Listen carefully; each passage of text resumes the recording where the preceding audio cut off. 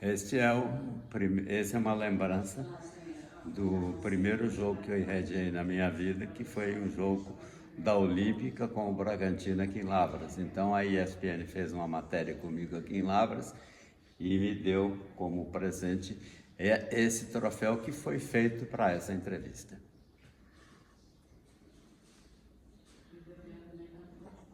E aí galera, beleza? Meu nome é Caio, do canal Aqui Dá Jogo, e hoje eu vou entrevistar o José Silvério, pai do gol, gênio das narrações.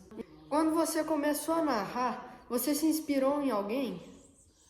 Na verdade, eu virei, antes de começar a narrar, eu virei um fanático por rádio. Itumirim não tinha energia elétrica e eu não tinha rádio, a gente era muito pobre. Então eu, no final, ficava ouvindo, aí eu comecei a trabalhar num bar lá em Itumirim, e nesse bar tinha um rádio que durante os jogos a gente ligava, juntava de gente para ouvir futebol, porque Itumirim não tinha luz nesse tempo, então as pessoas iam no bar para ouvir no rádio do bar, e eu é que controlava o rádio porque eu comecei a trabalhar como vendedor desse bar. E então eu me apaixonei pelo futebol, mas muito mais pelo rádio do que pelo futebol. E eu comecei a ouvir os locutores do Rio de Janeiro e ao mesmo tempo eu descobri que os locutores de São Paulo ficavam melhor para mim, porque eles eram mais rápidos e não tinha aquelas músicas e aquela coisa que o rádio do Rio de Janeiro tinha. O rádio do Rio de Janeiro era muito forte, mas era um rádio muito mesclado, era um rádio muito menos de narrar, muito mais de festa do que de narrar. Então eu gostei muito mais da narração de São Paulo, que era mais séria, mais rápida, e comecei a praticar, se é que posso dizer isso, dos locutores do Rio de Janeiro, não, de São Paulo. E aí eu virei locutor acompanhando o rádio de São Paulo e eu trabalhava no bar. O bar tinha rádio, então eu comecei inclusive a mudar muito de rádio, arrumei algumas confusões, mas recuperava mais o futebol de São Paulo do que do Rio de Janeiro. E aí eu virei torcedor de todo mundo. Eu torcia para o Palmeiras em São Paulo, para o Vasco no Rio de Janeiro e gostava de todos os jogos e fazia uma confusão de torcida danada.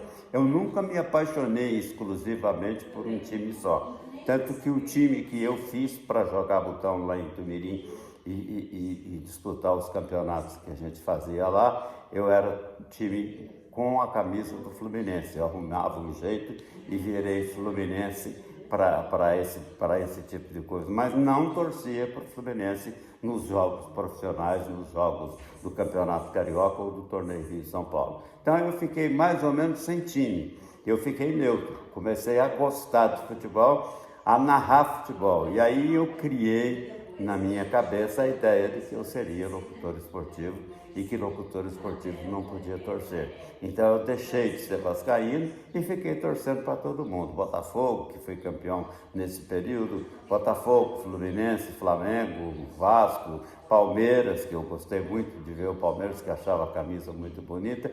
E foi assim então que eu criei em mim a ideia de ser locutor esportivo.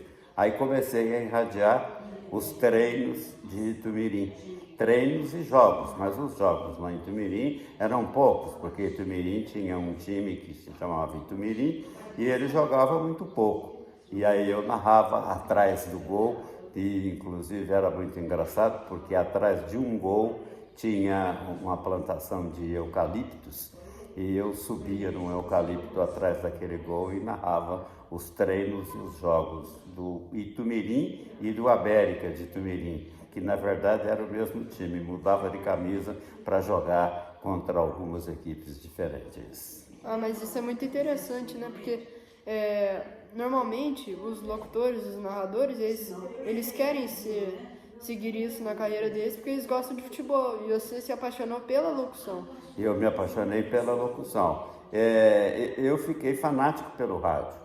Itumirim não tinha energia elétrica, mas tinha o dono desse bar que eu comecei a trabalhar, que foi o meu primeiro emprego, ele tinha um rádio no bar. E eu então comecei a ouvir futebol. Eu ouvia o futebol de São Paulo e do Rio de Janeiro. E depois de um certo tempo, eu inclusive criei algumas confusões por isso, eu comecei a acompanhar o futebol de São Paulo, muito mais por causa dos locutores de São Paulo do que os locutores do Rio de Janeiro. E tem algumas pessoas que dizem que em alguma parte da sua vida você foi cruzeirense, é verdade isso? Eu fui cruzeirense assim, é uma coisa muito engraçada. Na verdade, eu não fui torcedor do Cruzeiro. Eu fui para Belo Horizonte, eu fui trabalhar em Belo Horizonte e comecei a trabalhar no rádio. Além do emprego que eu tinha também o trabalho de locutor, que uma pessoa daqui de Lavras, o Jaime Gomes, me levou para fazer um teste na Rádio Itatiaia. Eu fui aproveitado e passei no teste e comecei a trabalhar na Rádio Itatiaia. Então, a gente naquele tempo tinha a máxima de que locutor esportivo não podia torcer. Mas era uma mentira, porque tinha muito torcedor que torcia. Mas eu não consegui torcer para ninguém. Eu torcia para o futebol e, com toda sinceridade, torcia para mim para arrumar emprego de locutor. Comecei a trabalhar na Rádio Itatiaia. O Mineirão estava em construção, começando a construção do Mineirão, e o primeiro trabalho que a Rádio Itatiaia me colocou foi de acompanhar a obra do Mineirão. Então, a cada 15 dias eu tinha a obrigação de ir ao Mineirão na sexta-feira, quando os operários fechavam o trabalho, para ver o que tinha acontecido e como é que estava a obra do Mineirão. E aí a Rádio Itatiaia me colocou até com um slogan de o locutor do Mineirão. E eu comecei a ser o locutor do Mineirão, mas não era para irradiar, não. Era para acompanhar a obra e levar o que estava acontecendo, inclusive entrevistando o engenheiro responsável pelas obras do Mineirão, levar para a rádio para ser aproveitado e passar o entusiasmo do mineiro de Belo Horizonte com a construção do Mineirão, que foi realmente uma coisa fantástica para o futebol mineiro, que mudou o mapa do futebol brasileiro, colocando Minas Gerais entre os melhores. E qual era o seu maior parceiro de narração? Na verdade, eu não tinha ninguém, porque, veja bem, quando eu fui para Belo Horizonte, eu tinha 18 anos.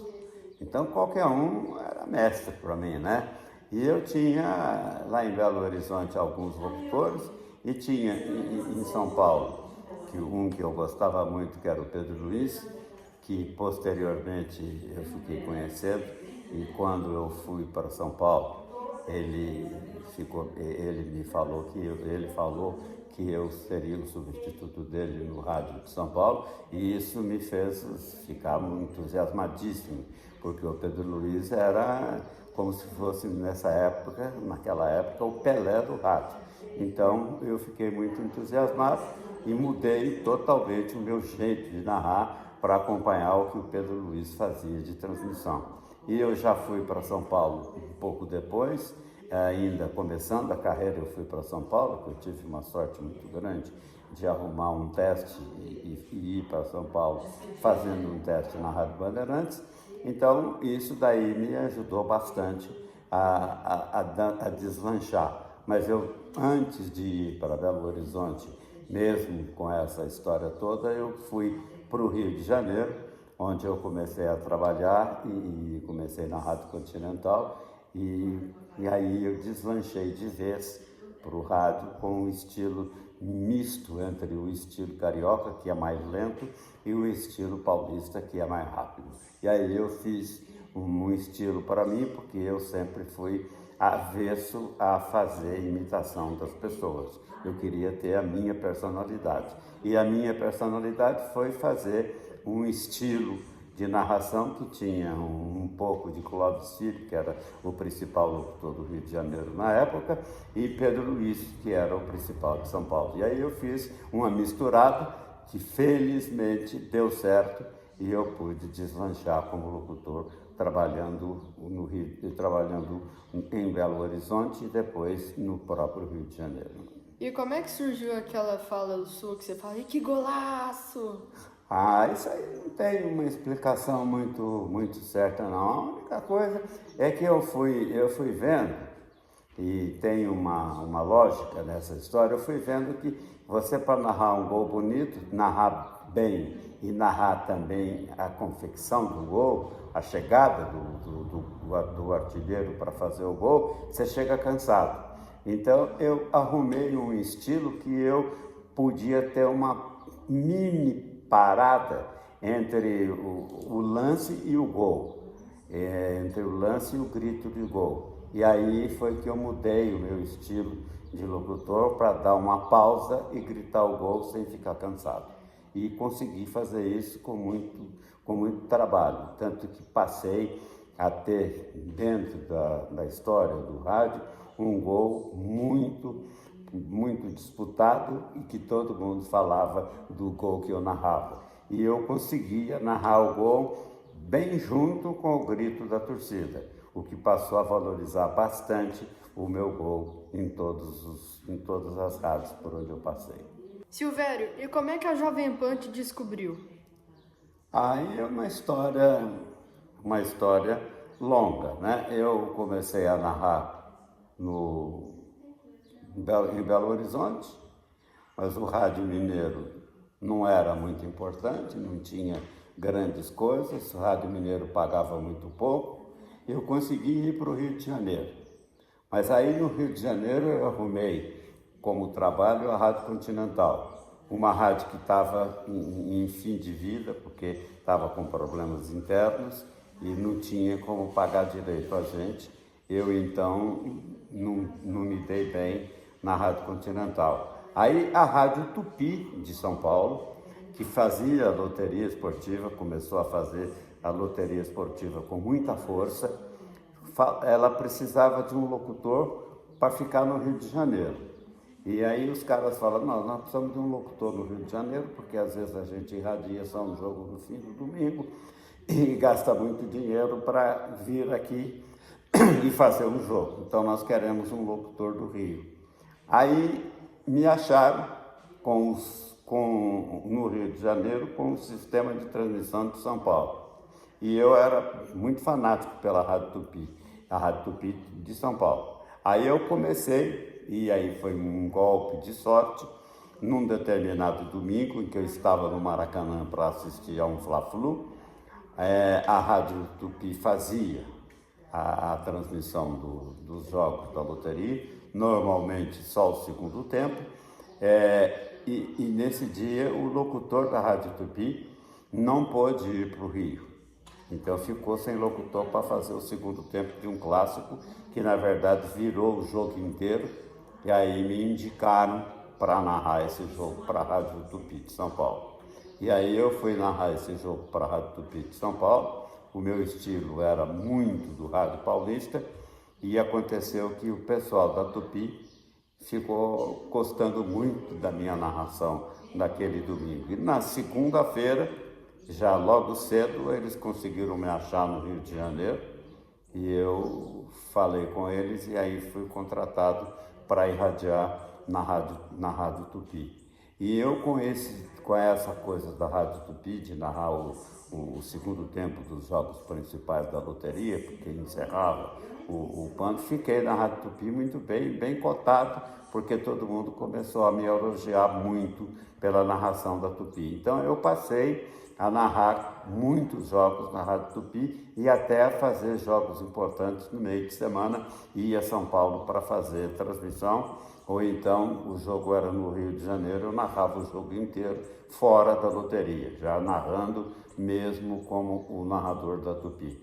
E isso foi muito importante porque abriu o meu caminho para ser contratado pela Jovem Pan, que estava precisando de um locutor. Aí eu fui para a Jovem Pan em São Paulo, fui como locutor, virei o segundo locutor, o primeiro era o Osmar Santos, e aí foi que eu deslanchei definitivamente na carreira de locutor. Fiquei só como locutor, não fiz mais nada, porque no Rio de Janeiro eu trabalhava de locutor, fazia os jogos da loteria e era também vendedor de stencil e tinta durante a semana. E quando o Osmar saiu da Jovem Pan, fez muita falta para você? Não. Foi mais difícil porque você ficou sozinho, você ficou como Não, principal? pelo contrário. Eu fiquei como locutor principal da Rádio Jovem Pan e eu já estava muito bem cotado na Rádio Jovem Pan, porque o meu estilo casou muito bem com a Rádio Jovem Pan e com São Paulo. Então eu fiquei no lugar do Osmar, preenchi com muita clareza a vaga deixada por ele. Muita gente fazia comparação e dizia até que a Rádio Tupi que a Rádio Jovem Pan tinha levado vantagem, que eu era melhor que o Osmar. Eu não concordava, porque o Osmar era um gênio, mas como narrador eu também era. O Osmar tinha só uma coisa diferente de mim, que ele era muito mais criativo do que eu. Eu fazia transmissão bem tradicional e ele tinha transmissão de muita brincadeira. E eu, com a transmissão mais séria na Rádio Jovem Pan, eu me dei muito bem. Silvério, como é que você se sente quando, por exemplo, o Neymar, o Alex, falaram que com a sua narração o gol deles ficou mais bonito, que o gol deles nem foi tão bonito assim, com a sua narração ele ficou muito bonito? Na verdade, eu não vou muito por esse caminho não, mas fico muito feliz. Porque, na verdade, como locutor, os meus gols marcaram muito. Eu tinha uma coisa muito boa de narrar o gol junto com o que ele acontece, não tinha nenhum atraso. E algumas vezes até eu começava a pegar o grito da torcida primeiro do que o gol. E isso me deu, em São Paulo, que sempre teve um futebol no rádio mais rápido do que o normal, e eu fui mais rápido do que todo mundo, eu consegui crescer, aparecer muito com isso. E criei muita coisa e tive uma sorte. Talvez até por isso, por causa dessas coisas todas, a Rádio Globo de São Paulo, que não fazia transmissão de futebol, resolveu transmitir futebol porque estava faltando na programação deles uma coisa que puxasse. Aí eles contrataram o Osmar Santos e ficou vago o cargo na Rádio Globo, na Rádio Jovem Pan. E aí eu, que era o segundo locutor da Jovem Pan, passei a ser o primeiro. E eu cresci muito. Aí começaram as comparações com o Osmar. O Osmar tinha uma transmissão menos jornalística do que a minha e a Jovem Pan era mais jornalística. Então, eu cresci muito na Jovem Pan e fiz a Jovem Pan crescer muito no futebol também. E isso aí foi o que me deu o impulso para realmente virar um locutor de primeira qualidade. E você consegue citar alguma das suas melhores narrações que você fez na história? Tipo a do Alex, do gol que chapelou o Ceni? Não acho não. Sabe o que acontece? Eu acho que o que aconteceu comigo foi que eu sou um cara muito sério e muito quieto, né? Eu sou muito de ir para o jogo para irradiar mesmo, sem muitas firulas. E eu comecei a irradiar na Jovem Pan, que era uma rádio jornalística e que era uma rádio muito séria, muito bem orientada pela sua direção, e eu entrei bem nesse caminho, sabe? Essa vaga da Jovem Pan e que eu preenchi no lugar do Osmar foi muito bem preenchida, porque o Osmar era um locutor artisticamente muito, muito bom, mas ele não era tão jornalista quanto eu, que é de ficar um pouco mais tranquilo, mais preocupado com o jogo do que com as brincadeiras. E aí, como o Osmar foi para a Globo, achando que a Globo seria primeiro lugar, o que aconteceu foi que a Jovem Pan subiu na audiência com a minha presença e a Rádio Globo não chegou tão longe como eles pensavam. E aí foi que eu consegui ter um espaço muito grande, cresci bastante no ranking do rádio de São Paulo, que historicamente sempre teve os melhores locutores esportivos do Brasil. Silvério, teve alguma Copa do Mundo que te marcou por algum motivo? A Copa do Mundo é tudo mais ou menos igual. A única coisa que teve na Copa do Mundo foi que, na primeira Copa do Mundo que eu fui irradiar, que foi na Argentina, eu tive um problema de saúde, uma úlcera minha explodiu no dia do jogo final da Copa do Mundo, e eu tive que irradiar e vim quase que carregado de Buenos Aires para São Paulo e já direto para o hospital. Isso que marcou desse lado negativo. No lado positivo, não teve nada diferente, porque essa história minha da Copa de 78, com essa úlcera que arrebentou, ela me ensinou muito. E aí eu passei a ser mais tranquilo, mais calmo, porque o que aconteceu comigo em 78 foi que a responsabilidade que foi jogada nas minhas costas foi muito grande. A Jovem Pan não fazia futebol tão forte como começou a fazer nessa Copa, e logo comigo. Então eu tive uma coisa muito ruim em termos de repercussão física, de nervosismo, e por isso explodiu um estômago com um sangue que saiu, e eu quase morri em Buenos Aires no jogo Brasil e Argentina, no jogo Brasil e Argentina. Não foi Brasil e Argentina, não. Foi a final da Copa, que não era o Brasil, mas era uma final empolgante. Acho que era Argentina e Peru. Não, foi Argentina e Peru, não. Foi um jogo muito grande. Então eu tive esse problema, que foi essa úlcera que me arrebentou. E essa úlcera que arrebentou e me deixou no hospital logo na chegada de São Paulo, eu fui para o hospital. Aí aprendi muita coisa com isso, que você não vai ganhar o mundo fazendo tudo de uma vez. Aí eu comecei a ser mais maneiro na minha cabeça, e isso me ajudou muito em 78 na Argentina. Tanto que a Copa da Argentina de 78, que foi a primeira que eu fiz, marcou definitivamente a minha carreira. E marcou muito pelo crescimento, porque ninguém sabia que eu tinha arrebentado o meu estômago e que ele tinha sangrado. Nossa senhora, mas que sorte que deu tudo certo. Deu tudo certo. Porque imagina se esse gênio aí que acontecesse morresse lá. Não chegou a tanto assim, não. Eu fui bem. Então tá bom. Eu soube dominar o que aconteceu. Então, por esse motivo que você disse dessa Copa de 78, foi a que você ficou mais tenso, né?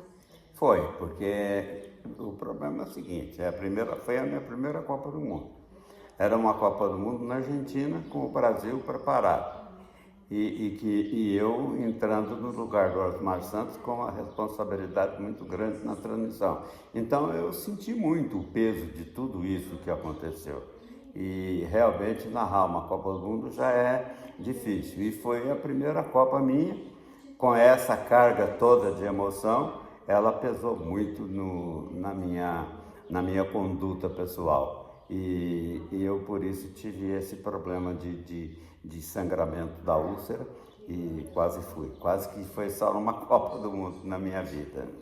Silvério, teve alguma Copa em específico que você falou assim, nossa, essa daqui eu arrebentei, narrei muito bem, foi muito bem? Depois que passou essa história da Copa de 78, em todas as Copas que eu fui muito bem. Aquela coisa de 78 me foi dada uma lição enorme.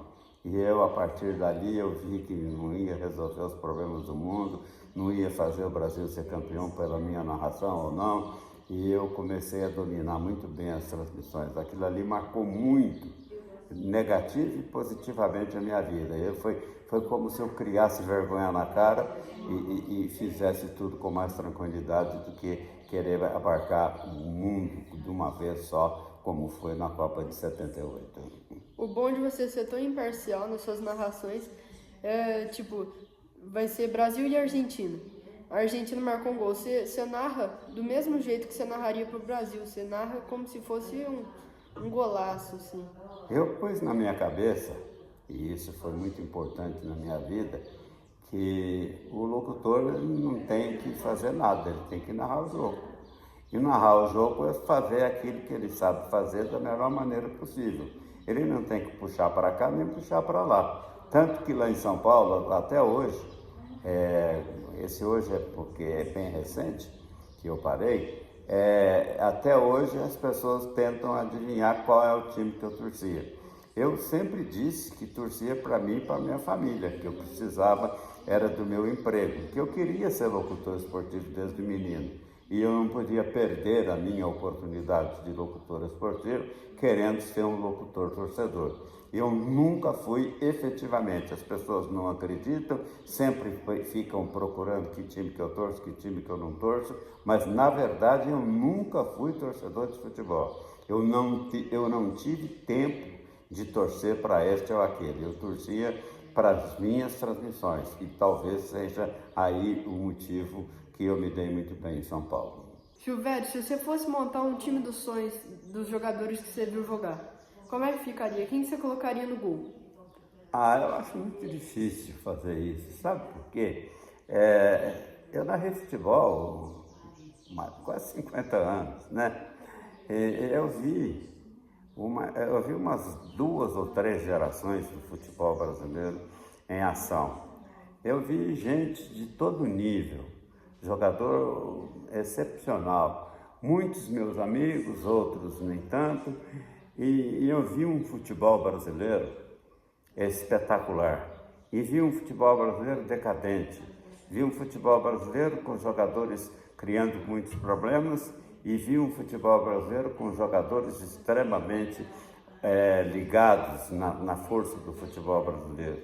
Então, em termos técnicos, eu acho muito, muito, muito difícil fazer um time, fazer uma seleção brasileira, porque nós temos para cada posição vários jogadores, muitos deles com momentos bons e com momentos ruins.